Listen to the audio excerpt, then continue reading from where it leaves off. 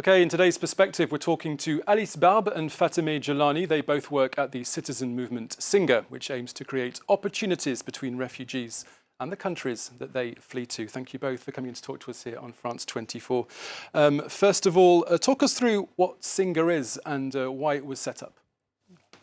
So we started Singa in 2012 because we were a group of people that were refugees, but also people that were locals. And we were kind of fed up with the usual narrative of migration that is always either humanitarian or securitarian. We wanted to create a third way in which we would create a movement. We would have a movement where people would meet and interact and create businesses together and organizations.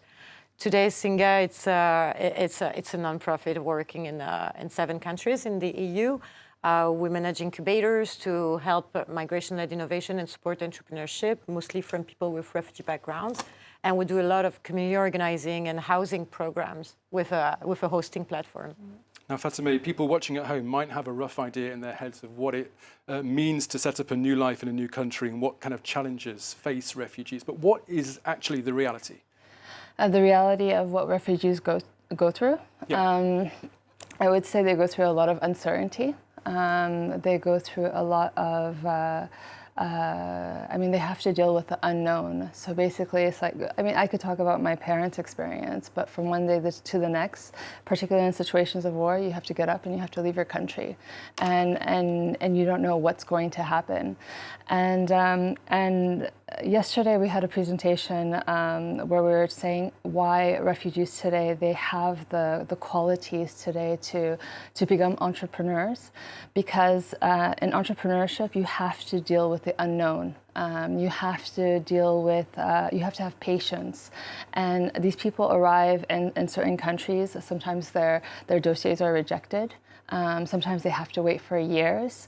And it's, I think we've all lived through COVID, and you know how everyone felt anxious not knowing what's going to happen in the next 2 years. Well, that is the everyday reality of refugees.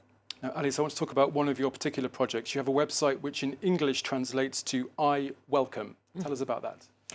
So when we started I Welcome, j'accueille.fr, we wanted to make engagement, commitment, and housing easier for people with refugee background. And at the time, in 2015, there was also a big influence of the tech industry, mostly Airbnb. And we thought, why do people have to go through a whole procedure and lots of processes to get a housing that most of the time would be in the suburb, far away, would leave them into more precarity and vulnerability.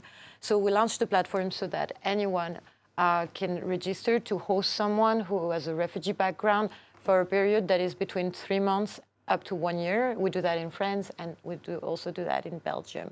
What was amazing was that the people that were hosted left after 9 months, because the housing boosted in an incredible way what they call integration. After 9 months, they are able to find a job, they are able to find a housing, they have friends, sometimes they fall in love. We have people that fall in love and get married and have babies at Singa. And to me, it's a great asset for also the government that is spending lots of money on their housing programs.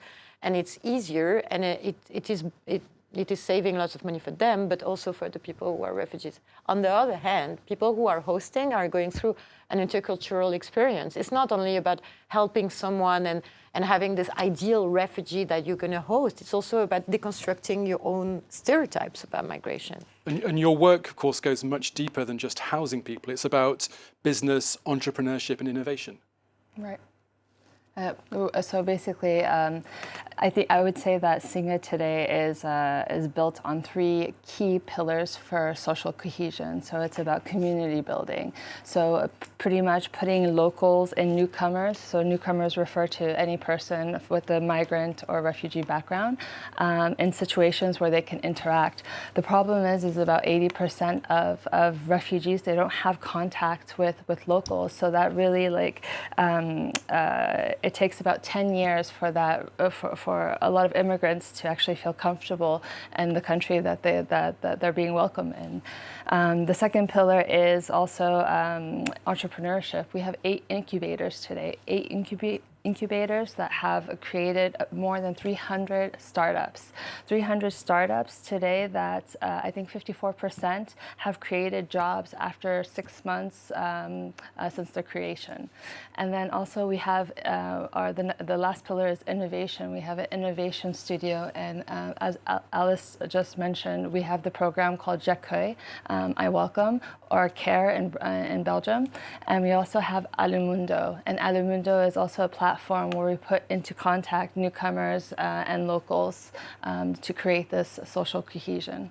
Now, Alice, you've also written a book which I've roughly translated into English as being "One is not born an activist, one becomes one." Yeah. I think that's Rather roughly becomes one. But that's good. not too far away. Yes. And you believe that we all individually, inside of us, have the ability to stand up and make a change.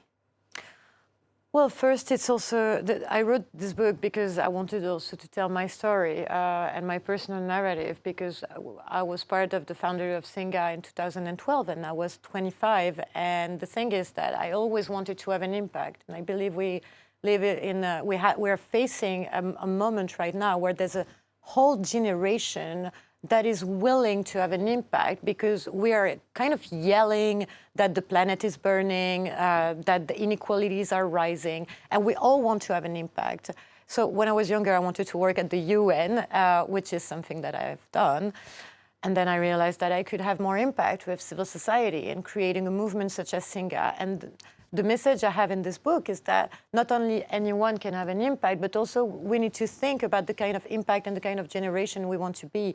I'm kind of angry toward the generation of my parents, maybe also to my parents, for not having acted to safeguard who I am, who we are as a generation, but also my son. I want my son to live in a world, he's 5 years old, in which he is able to breathe.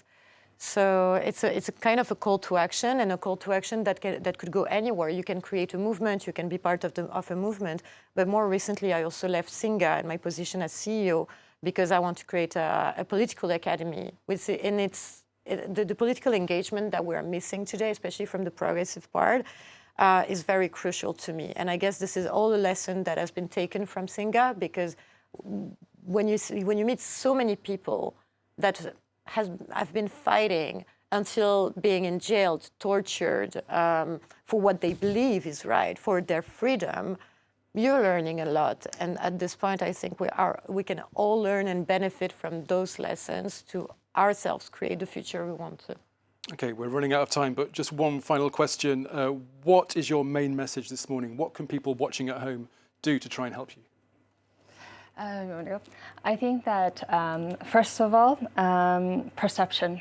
Perception is really important, and so your perception on immigration, on refugees, will determine their potential and what they can express and do in their lives and in the societies that are welcoming them.